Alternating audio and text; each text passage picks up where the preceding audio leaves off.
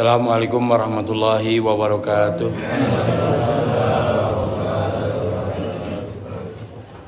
Bismillahirrahmanirrahim. Alhamdulillahirabbil alamin. Wassalatu wassalamu ala sayyidina Muhammadin asyrafil mursalin.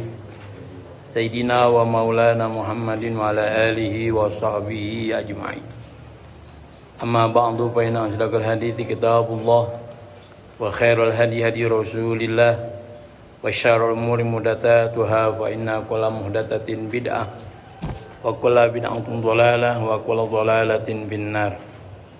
Wa bisanadil muttasilil al muallif rahimahullahu taala wa adama nafabihi wa bi barakati ulumihi wa bikum fid darainil Fatihah.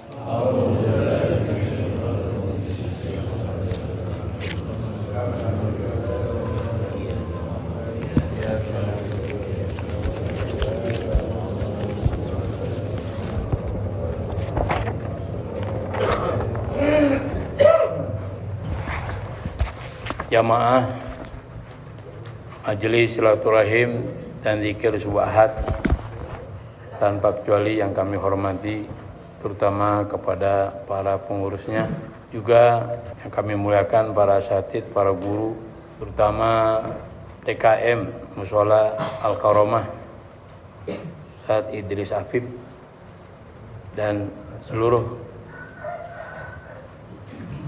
kaum muslimin. Mudah-mudahan pada hari ini bulan Rajab, ya Rajab ya, Allah berikan pengampunan kepada kita, amin ya rabbal alamin. Sebab di bulan Rajab kita dianjurkan banyak istighfar, ya, banyak istighfar. Baik jamaah sekalian, hari ini kita lanjut kajian tafsir Surah Al-Baqarah ayat 8 dan ayat 9. Tapi sebelumnya kita baca asbab nuzul ayat ini apa. Sababun nuzul, sebab turunnya ayat ini. Qala Ibnu Abbas radhiyallahu anhu, Ibnu Abbas radhiyallahu anhu berkata, nazalat hadil ayatu fi munafiqi ahlul kitab. Ayat-ayat ini turun pada orang-orang munafik ahlul kitab. Minhum, diantaranya Abdullah ibnu Ubay ibni Salul. Itu tokoh munafik itu. Yang parah, dia waktu Nabi mengajak untuk perang Uhud. Saat itu ada berita bahwa kafir Quraisy akan mengerahkan 10.000 pasukan. Kaum muslimin siap menghadang sebanyak 1.000 pasukan. Di tengah jalan 300 orang pulang ke Madinah, balik lagi. Karena dianggap ini mati konyol ini ngelawan 10.000. Padahal sudah dibuktikan di perang Badar, kemenangan ada di pihak kaum muslimin. Siapa yang membuat kaum muslimin ragu saat itu untuk mengikuti perang Uhud? Yang sehingga jumlahnya cukup besar, 300.000 pulang lagi. Ini tokohnya Abdullah bin Ubay ibni Salul. Tapi walaupun demikian, dia punya anak Abdullah juga namanya. Nah, anaknya ini menjadi sahabat setia Rasulullah Shallallahu Alaihi Wasallam. Maka ketika ayahnya, yaitu bapaknya yang tokoh munafik Abdullah bin Ubay bin Salul mati, dia waktu hidupnya pernah ngasih soroban. Ada juga yang mengatakan pernah ngasih baju gamis. Ya mungkin saat itu belum munafik ya. Nabi diberikan baju gamis. Maka waktu Abdullah bin Ubay bin Salul mati, anaknya Abdullah minta supaya bajunya itu diberikan lagi kepadanya untuk dijadikan kain kafan. Rasul nggak berat-berat kasih. Kan kalau orang berbuat baik sebisanya kita balas. Nah itu Abdul bin Ubay bin Salul, tokoh munafik, pernah berbuat baik kepada Nabi, ngasih gamis. Nah, Nabi berikan lagi, kan terbalas sudah. Gitu, ya. Nabi tetap hormat. Ya. Nah kalau kadang babanya brengsek, anaknya belum tentu kan gitu kan. Anaknya mungkin brengsek. Makanya jangan suka ngatain lu anak siapa lu, jangan begitu lah. Abu Jahal parah, anaknya Ikrimah bin Abu Jahal jadi pahlawan, jadi perawi hadis. Abu Lahab parah, anak perempuannya jadi sahabat setia Rasul. Gitu. Ya. Jadi banyaklah para sahabat yang babanya dulu adalah musuhnya Nabi. Makanya jangan suka ngelihat apa? Jangan suka ngelihat atasnya gitu. Ya. Dah, saya udah sering ceritain. Kemudian kepada siapa lagi? Mu'attib ibnu Qushair. Ini awalnya tokoh munafik, tapi akhirnya dia bertobat dan menjadi sahabat setia. Dia menunjukkan kesetiaannya waktu perang Badar. Bahkan gugur, syahid. Kemudian turun kepada Waljad ibni Qais. Jad bin Qais ini tokoh munafik juga. Di mana kemunafikannya? Ditunjukkan waktu perang Tabuk. Perang Tabuk itu terjadi pada tahun 9 Hijriah. Atau kalau Masehinya 630 Masehi. Ketika sahabat berangkat perang, dia nggak mau, minta izin. Minta izin nggak ikut perang. Alasannya takut kecantol cewek Romawi. Karena kan perang Tabuk ini perang melawan bangsa Romawi. Jadi ada berita bahwa Romawi ingin perang melawan Rasulullah. Maka Rasulullah kirim pasukan, bahkan Rasul sendiri yang pimpin saat itu. Ini terakhir Rasulullah memimpin peperangan, perang Tabuk. Tapi apa yang terjadi? Akhirnya orang Romawi nggak berani berhadapan dengan pasukan Rasulullah Shallallahu Alaihi Wasallam. Jadi ini namanya kemenangan diplomatis namanya. Bahkan akhirnya orang Romawi dan koalisi-koalisi Romawi setia bayar jizyah, bayar upeti kepada Rasulullah Shallallahu Alaihi Wasallam. Kenapa? Bab setahun sebelumnya ada perang Mu'tah namanya. Perang Mu'tah itu perang terjadi pada tahun 8 Hijriah atau kalau Masehinya 629 Masehi. Ini perang luar biasa ini. Perang melawan 3.000 lawan 200.000. Kaum muslimin 3.000. Romawi 200.000. Ya walaupun tidak diberitakan menang, tapi kaum muslimin berhasil keluar dari desakan Romawi. Bahkan 3 panglimanya wafat. 3 jenderal dalam peperangan wafat. 3 sahabat Nabi wafat tuh. Yang pertama Zaid bin Harithah, anak angkatnya Nabi. Dia megang tuh tapuk pimpinan waktu perang Mu'tah. Akhirnya wafat. Dan digantikan oleh Ja'far bin Abi Thalib. Ini sepupunya Nabi nih, adik dari Ali bin Abi Thalib. Kemudian begitu Ja'far bin Abi Thalib wafat, digantikan oleh Abdullah bin Rawaha. Wafat juga akhirnya. Ya wajar lah, 3.000 lawan berapa? 3.000 lawan 200.000. Berapa kelipatannya itu? Maka kemudian akhirnya dipimpin oleh Khalid bin Walid. Ya, satulah Khalid bin Walid akhirnya bisa keluar dari kungkungan pasukan Romawi. Jadi wajar kalau pada perang Tabuk orang Romawi takut. 3.000 aja bisa mendandingi 200.000 pasukan Romawi. Makanya waktu tahun ke-9 Hijriah ya Nabi pimpin peperangan, orang Romawi dengar Nabi pimpin, udah ada nyerah. Gitu. Ini kan Romawi ada dua ya, ada Romawi Timur, ada Romawi Barat. Romawi Barat di Roma, Itali. Kalau Romawi Timur di Bizantium, ya. Yang saat itu rajanya siapa namanya? Ya, yang pernah dikirimi surat oleh Rasulullah Sallallahu Alaihi Wasallam, Heraklius. Itu Romawi Timur tuh. Nah, baru terusir pada masa Umar bin Khattab. Ya, saat itu panglimanya ya Khalid bin Walid, ya, Romawi. Nah, itu cerita sejarah itu. Jadi ayat ini turun berkenaan dengan 3 orang tadi. Abdullah bin Ubay bin Salul, Mu'attib bin Qusay, dan Jad bin Qais. Jad bin Qais ini tokoh cermin yang gak baik. Diajak perang, gak mau, takut apa? Takut kecantol cewek-cewek Romawi.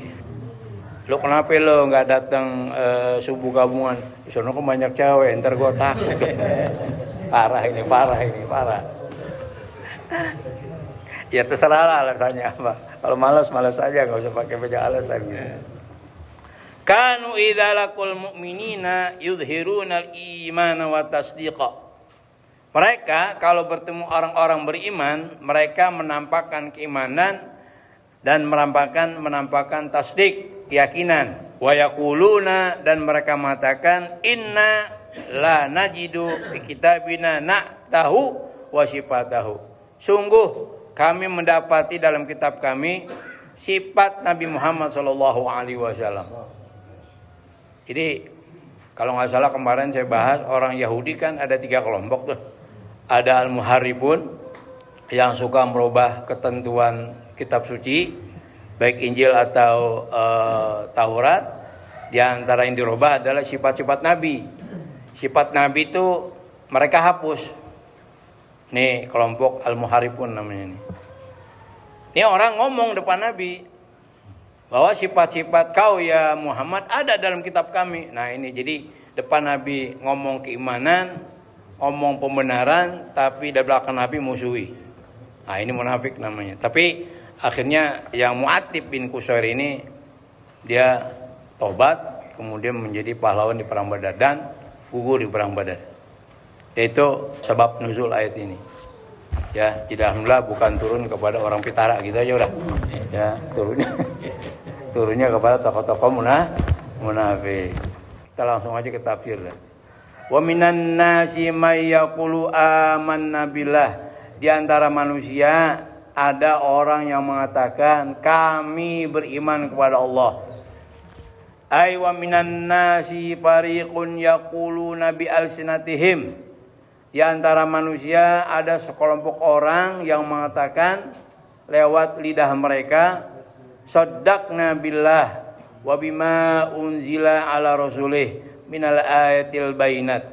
Kami percaya kepada Allah dan percaya dengan apa yang diturunkan kepada Rasulnya dari ayat-ayat yang nyata, maksudnya Al-Quran. Itu kalau ketemu orang beriman gitu, kami percaya kepada Al-Quran, kami percaya kepada Allah, dan kami percaya kepada apa yang Allah turunkan, percaya kepada Al-Quran. Ngomongnya begitu tuh. Wabil yaumil akhir, dan percaya kepada hari akhir. Ay wasaddaqna bil ba'thi wa nusur. Kami percaya adanya hari kebangkitan. Gitu. Ngomongnya begitu. Ya. Wa ma hum bimu'minin. Padahal mereka tidak beriman. Dia Allah buka rahasia hati mereka. Ya, kepada Rasulullah dan para sahabatnya. Di Rasul enggak pernah ketipu, enggak. Dan sahabatnya juga enggak ketipu. Kenapa? Dikasih tahu oleh Rasulullah. Rasul dikasih tahu oleh Allah, gitu. Wa ma hum 'alal haqiqati bimusaddiqina wala mu'minin. Mereka hakikatnya tidak meyakini dan tidak beriman. Li'annahum yaquluna dzalika qaulan duna i'tiqad, sebab mereka mengatakan itu tanpa meyakini, ngomong doang, hatinya enggak. Kami beriman kepada Allah, kami beriman kepada hari akhir. Mulutnya doang, hatinya enggak. Wa kalaman duna tasdiq, dan hanya ucapan tanpa meyakini. Qala al-Baydawi, Imam Baydawi mengatakan hadza huwal qismu tsalitsu al-mudzabzabu bainal qismain. Ini adalah kelompok yang ketiga yang al-mudzabzab. Tahu enggak mudzabzab? Kesono kagak kemari kagak, apa namanya? Linglung, pelin-pelan.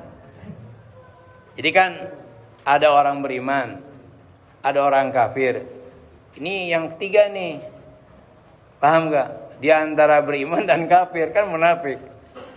Di hadapan Nabi menyatakan beriman, di belakang musuhi. Nah ini mudzabzab namanya. Ya, kelompok linglung namanya. Mudzabzabin. Ya. Apa? Enggak, kalau nggak mau tahu masih mending. Gitu. Kesana iya kemari iya gitu kan. Nah ini, mudzabzab namanya. Mudzabzab. Jadi kalau ada masyarakat yang kesana kagak, kemari kagak gitu kan, atau kesana nyantol, kemari nyantol, namanya mudzabzab namanya. Ya. Kalau bahasanya muka dua gitu, bermuka dua. Wa humul ladzina amanu bi afwahihim wa lam tu'min qulubuhum. Nah, supaya jelas apa maksudnya kelompok yang ketiga yang disebut dengan mudzabzab, yaitu orang-orang yang beriman lewat lidahnya, lewat mulutnya. Mulutnya menyatakan beriman, walam tu'min qulubuhum, tapi hatinya enggak beriman. Ini kelompok ketiga namanya mudzabzab nih, ya. Wahum akhbatul kafarati wa abghadhum ila Allah. Mereka adalah orang kafir yang paling keji dan yang paling dimurkai Allah Subhanahu wa taala. Makanya wajar kalau Al-Qur'an mengatakan innal munafiqina fi darikil asfal minan nar. Orang munafik itu azabnya neraka paling bawah. Musuh dalam selimut. Kalau menjadi musuh sekalian, enak lawannya gitu kan. Ini kan susah, berkata musuh berteman sama kita. Mau kata teman jatuhin kita mulu di belakang, ribet yang begini kan. Tapi nanti ada dua, munafik itu ada dua, ada munafik i'tiqadi, ada munafik amali. Ya nanti kita bahas. Li'annahum, karena mereka ini orang-orang munafik, mawwahul kufra wa khalatu bi khida'an wastizaan. Mereka menyepuh kekufuran dan mencampuri khida'an wastizaan, pengkhianatan dan istihza. Istihza itu ngejek gitu. Ya. Artinya mereka kan mendingan kafir sekalian. Kayak kafir Quraisy gitu dah. Jarang orang munafik kafir Quraisy. Dia musuh Nabi bener, enak lawannya. Dia enggak. Mereka campur kekufuran dengan sifat ngejek dan juga pengkhianatan. Maka dua kan dosanya tuh, dosa kufur, dosa istihza. Dosa berbuat kufur, dosa ngejek. Nah itu. Jadi mereka mencampur dengan sifat kekufurannya itu sekaligus ngejek Nabi. Ya. Wa khalatu bi khida'an wastizan, dan mereka mencampur dengan kekufurannya itu dengan apa? Khida'an wastizaan. Pengkhianatan dan ejekan. Walidzalika atala fi bayani khabathihim wa jahlihim. Walidzalika, oleh karena itu, atala fi bayani khabathihim wa jahlihim. Allah panjang lebar dalam menjelaskan kekejian mereka dan kebodohan mereka. Itu di Al-Quran kalau bicara orang munafik banyak banget. Wastahzaha bihim, dan Allah ejek nanti mereka. Nah kalau dalam surah Al-Baqarah kan, orang-orang yang suka ngejek Nabi dan para sahabat, nanti di padang mahsyar. Singkat ceritanya, ketika orang-orang beriman diperlihatkan pintu surga, bahkan masuk ke dalam surga, ini orang-orang munafik ngelihat pintu surga. Begitu ngeliat kaum muslimin masuk, dia kepengen juga. Begitu sampai depan pintunya ditutup. Nah, saat itu kita ngejek, emang enak tuh. Oh, jangan dikira orang beriman ntar nggak bisa ngejek, ntar diejek juga sama kita. Emang enak gitu. Lalu kita dibikin enak sama dia dulu. Emang enak gitu kan. Bapak nanti ngejek tuh orang-orang beriman tuh. Ngejek musuh yang suka mukul kita dari belakang. Terus wa tahakkama bi af'alihim, dan Allah ngejek perbuatan mereka. Wa sajjala alimud dhalala wa tughyan, dan Allah rekam ya kesesatan dan kezaliman mereka. Jangan dikira perbuatan kemunafikannya itu enggak direkam oleh Allah. Maka wajar tadi saya cerita itu ada dalam Al-Qur'an dan dalam tafsir, ketika orang-orang beriman surga, begitu mereka nguber sampai pintu ditutup. Nah, karena ada rekamannya. Terus wa daraba lahumul amsal, dan Allah buat perumpamaan buat orang-orang munafik. Banyak perumpamaan di Al-Qur'an buat orang munafik. Yukhadi'una Allah walladzina amanu, mereka menipu Allah, walladzina amanu, dan orang-orang yang beriman. Ya'maluna 'amalal mukhadi'i biidhari ma adharuhu minal imani ma israrihim 'alal kufr. Mereka melakukan seperti perbuatan orang yang berkhianat. Ya, kelakuan mereka seperti kelakuan orang yang berkhianat, dengan cara memperlihatkan keimanan. Ya, mereka memperlihatkan keimanan, tapi mereka terus-menerus berbuat kufur. Mulutnya yang ngomong beriman, tapi di belakang terus-menerus melakukan kekufuran. Ya takiduna, mereka meyakini, dalam kurung bijahlihim, dengan kebodohan mereka itu meyakini, annahum yakhda'una Allah bidzalik, mereka dapat menipu Allah. Mereka yakin bahwa perbuatan mereka itu dapat menipu Allah. Nah, Allah ditipu. Bagaimana ceritanya?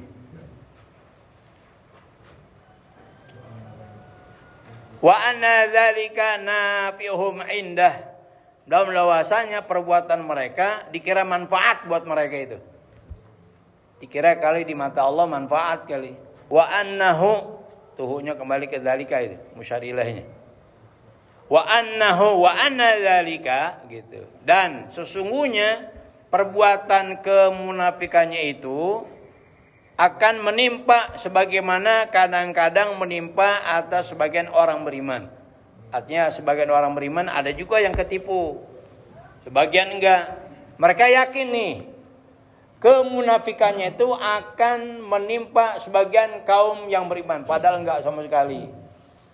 Ya Allah bongkar. Tadi apa? Wa ma hum bimu'minin. Mereka enggak beriman ya Muhammad, itu kan Allah bongkar namanya. Wa ma alimu anna Allah la yukhda'u. Mereka enggak tahu sesungguhnya Allah enggak bisa ditipu.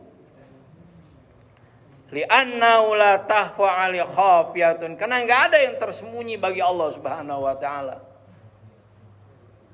Bapak pernah ngelihat anak kutu air? Jangan kutu air anaknya. Kutu air beranak gak? Beranak bawa telur. Pernah lihat gak telur kutu air? Kalau kita gak pakai kacamata, gak bakal ngelihat. Paham gak? Jangan dikira Allah gak lihat. Ada kuman. Kecil kan? Ada lagi yang kecil apa? Virus. Apa lagi? Tuhan lihat. Ini kita nih badan kita gede mau kemana? Saya ingatkan dulu ada cerita salah seorang murid daripada cucunya Rasulullah, ya, Zainul Abidin. Ini orang kerjanya maksiat mulu. Akhirnya minta izin, Ya Khalifah, izinkan aku maksiat. Memaksiati minta izin. Kata cucunya Rasul, Zainul Abidin radhiyallahu an, silakan Anda maksiat di tempat yang Allah nggak lihat. Oh, awalnya girang. Terima kasih Khalifah. Merasa diizinin maksiat. Mungkin tukang mabuk kali ya. Tengah jalan mikir, di mana Allah nggak lihat. Silakan Anda maksiat di tempat yang Allah nggak lihat. Ya silakan. Lihat orang bahasanya diplomatis banget. Di mana Allah nggak lihat? Dia taubat. Gara-gara omongannya itu. Silakan Anda maksiat di tempat yang Allah nggak lihat. Ya ampun.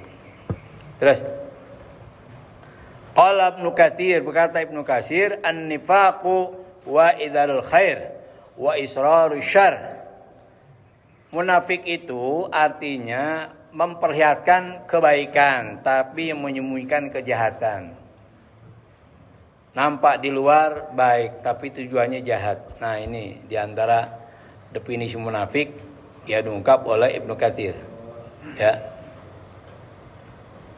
Wahwa anwaun, munafik itu ada macamnya. I'tiqadiyun, pertama munafik i'tiqadi. Wahwa alladzi yukhalidu sahibahu finnar, inilah yang membuat pelakunya kekal di neraka. Ya, depan Nabi menyatakan beriman, di belakang kufur. Nah, ini i'tiqadi namanya. Ini yang membuat pelakunya kekal di neraka ini. Wa amaliyun, ada lagi munafik atau nifaq amali, perbuatan. Wa huwa min akbari dzunub wal auzar, ini termasuk dosa besar. Ya, mulut, kalau kata guru saya, mulut sama hati kan dekat banget, jaraknya sejengkal. Tapi kenapa orang kadang-kadang suka nggak sama mulut sama hatinya? Padahal dekat banget. Ya, mulut sama hati bedanya siapa? Dekat banget, tapi kenapa orang jauh mulut sama hatinya? Nah, ini jangan sampai ada dalam diri kita. Maka Nabi ajarkan tuh bagaimana kita nggak punya sifat munafik. Itu sampai kalau kita istinja itu ada doanya tuh. Apa doa istinja? Allahumma tahhir qalbi minan nifaq wa hasin farji minal fawahish. Ya Allah, sucikan hatiku dari kemunafikan dan bersihkan atau lindungi kemaluanku dari perbuatan keji. Itu ajarin tuh sama anak-anak tuh. Saya ijazahkan para santri supaya mereka bisa melihara dirinya, bisa memelihara kemaluannya dan mulutnya. Dosa itu yang paling keren kan dua. Dosa yang keluar dari mulut sama dosa, paham nggak? Dosa di atas perut dan dosa di bawah perut, itu yang paling parah. Dosa mulut nih. Ya, pemicu kemaksiatan yang paling keren itu dua, lidah sama kemaluan, itu aja. Ya, A'udzubillahi min dzalik. Itu kalau istinja kita baca doa itu tuh. Kalau di WC ya bacanya ada hati aja. Allahumma tahhir qalbi minan nifaq wa hassin farji minal fawahish. Ajarkan kepada anak kita. Nah, ini kebanyakan yang dilakukan kaum muslimin bukan i'tiqadi, nifaq amali namanya. Paham nggak? Kenapa nggak subuh gabungan asam urat? Padahal begitu kita lihat lagi olahraga dia. Kalau nggak mau berangkat, nggak berangkat aja, nggak usah pakai alasan. Asam urat, tadi kasih urat asam sama Allah parah ntar. Kalau asam urat mah belum seberapa, pada urat asam nu ribet udah. Paham dong maksudnya? Nah, ini yang kebanyakan dilakukan oleh kaum muslimin, nifaq amali. Dia nggak menyebabkan orangnya masuk neraka kekal, nggak. Cuma termasuk dosa besar. Artinya termasuk perbuatan yang mau kita ke dalam neraka kalau nggak taubat, gitu. Ya. Terus, kenapa li'anal munafiqa yukhalifu qauluhu fi'lahu? Sebab orang munafik ucapannya berbeda sama perbuatannya. Itu. Wasirhu alaniyatahu, dan rahasianya berbeda dengan ala niyatahu, kenyataannya gitu. Wa innama nazalat sifatul munafiqina fi suwaril madaniyah, hanya saja sifat-sifat orang munafik turun di beberapa surah Madaniyah, surah yang diturunkan di Madinah. Kenapa ayat munafik banyak turun di kota Madinah? Li'anna Makkah lam yakun fiha nifaqun bal kana khilafahu. Karena Mekah tidak ada kemunafikan, yang ada pertentangan. Tuh, musuh beneran orang Mekah mah. Gak demen sama Nabi, ditonjolin, gak demen, diperangin mereka gitu. Paham gak? Beda dengan orang Madinah, kadang-kadang ya begitu, mukul dari belakang. Kalau bahasa Jawa apa? Ngeblangkonin ya, begitu. Jadi kenapa ayat munafik banyak turun di kota Madinah? Karena Mekah gak ada kemunafikan, yang ada perlawanan kalau dia gitu, musuh betulan. Makanya tadi masuk kelompok muzabzab namanya, kesono kagak kemari kagak. Mulutnya ngomong beriman tapi hatinya kufur. Ai wa ma yakhda'una fil haqiqati, tidaklah mereka menipu secara hakikat illa anfusahum, kecuali diri mereka sendiri. Kenapa? Li anna wabala fi'lihim raji'un alim, sebab bahaya perbuatannya akan kembali kepada mereka sendiri. Enggak bisa Tuhan ditipu. Jadi mereka nipu diri sendiri. Kenapa? Akibatnya akan berbalik kepada dia sendiri. Senjata makan tuan. Apa Pak istilahnya? Senjata makan. Wa ma yashurun, dan mereka nggak tahu. Wala yahussuna bidzalika, mereka nggak merasakan itu. Dikira mereka bisa nipu Tuhan, padahal enggak. Yang mereka tipu adalah diri mereka sendiri. Karena bahaya kejahatannya akan kembali kepada mereka, dan mereka nggak tahu, nggak merasa gitu. Wala yaftanuna ilai, mereka nggak berpikir kalau itu akan kembali kepada mereka sendiri. Kenapa begitu? Kenapa mereka nggak berasa? Litamadi ghaflatim, karena mereka begitu lalai. Watakamuli hamaqatim, dan mereka sempurna kebodohannya. Mereka teramat bodoh dan mereka teramat lalai gitu. Nah, makanya orang munafik Allah nyatakan begini, fi qulubihim maradun fazadahumullahu marada. Fi qulubihim marad, dalam hati mereka sudah ada penyakit. Penyakit enggak mau beriman. Penyakit menentang kebenaran. Fazadahumullahu marada, maka Allah tambahin lagi penyakitnya itu. Jadi sakit di atas sakit, penyakit di atas penyakit. Ai fi qulubin syakkun wa nifakun, dalam hati mereka sudah ada keraguan dan kemunafikan. Fazadahumullahu ridsan fawqa ridsi, maka Allah tambahkan kejelekan di atas kejelekan mereka, kenajisan di atas kenajisan mereka. Wa dhalalan fawqa dhalalim, dan kesesatan di atas kesesatan mereka. Udah sesat ditambahin lagi sesat. Itu munafik tuh. Mendingan jadi musuh beneran dah, begitu ya. Wal jumlatu du'aiyatun, ini namanya jumlah du'aiyah. Fazadahumullahu marada, maka mudah-mudahan Allah akan tambahkan lagi penyakitnya, begitu. Qala Ibnu Aslam, berkata Ibnu Aslam, hadza maradun fi dinillah, penyakit agama namanya. Munafik itu penyakit agama namanya. Hadza maradun fid din, ini adalah penyakit dalam agama. Walaysa maradun fil jasad, bukan penyakit dalam badan. Munafik itu bukannya jasmani, bukan, tapi ruhani. Ya, orang yang punya sifat munafik badannya sehat tapi hatinya sakit, gitu. Wa huwa syaqqul ladzi dakhalahum fil Islam fazadahumullahu risan wa syakkan. Itulah keraguan yang masuk kepada mereka dalam Islam, maka Allah tambahkan lagi ritsan wa syakkan, keburukan dan keraguan. Walahum azabun alimum bima kanu yakribun, dan bagi mereka azab yang pedih lantaran apa yang mereka dustakan. Walahum azabun mu'limun bisababi kizbihim fi da'wal iman, bagi mereka azab yang pedih dengan sebab kedustaan mereka di mana mereka mengklaim mereka itu orang beriman. Oh ini hebatnya Allah tuh kasih balasan tuh. Wastizaihim bi ayatul rahman, dan lantaran mereka ngejek dengan ayat-ayat Allah Subhanahu wa taala. Nah, mudah-mudahan kita semua terhindar dari kalau munafik itikadi mah insyaallah kita enggak mungkin dah.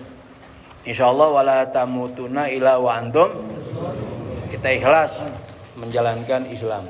Yang perlu kita hindari apa? Nifaq amali.